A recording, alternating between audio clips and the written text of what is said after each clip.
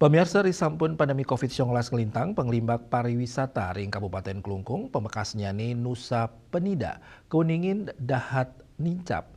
Kanan punika muatang kewentenan akomodasi mangda wisatawan sayan suwe nginep ring Nusa Penida.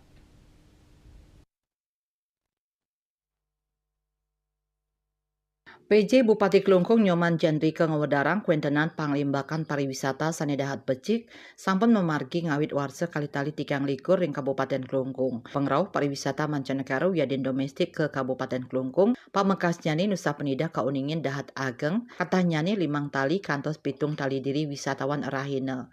Pengrauh wisatawan ke Nusa Penida kauningin kantun one day trip inggih punike wisatawan rauh ke Nusa Penida ring Galah Semeng antuk ngerasayang olahraga air sani wenten ring Nusa Penida, raris muali ring Galah Sande ke Pulau Bali antuk nginep ring Widangan Badung dan Pasar Miwaki Anyar. Kanan inucap ngawinang Kabupaten Klungkung akeh kelangan selah ring sajoning limbakang kuentenan pengrauh wisatawan ke Nusa Penida.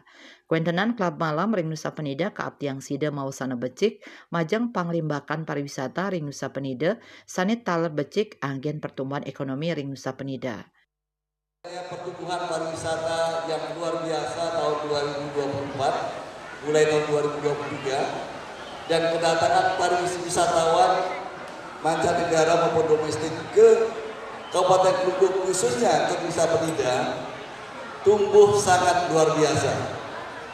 Berdasarkan data yang kami miliki, kedatangan wisatawan yang datang ke Nusa Penida rata-rata antara 5.000 sampai dengan 7.000 wisatawan per hari di Bali. Namun demikian sekali lagi, tentunya kedatangan ini sifatnya adalah masih one day trip. Wisatawan hanya datang ke Bali, ke Nusa Penida pagi hari, kemudian mereka hanya melihat beberapa spot saja di Nusa Penida.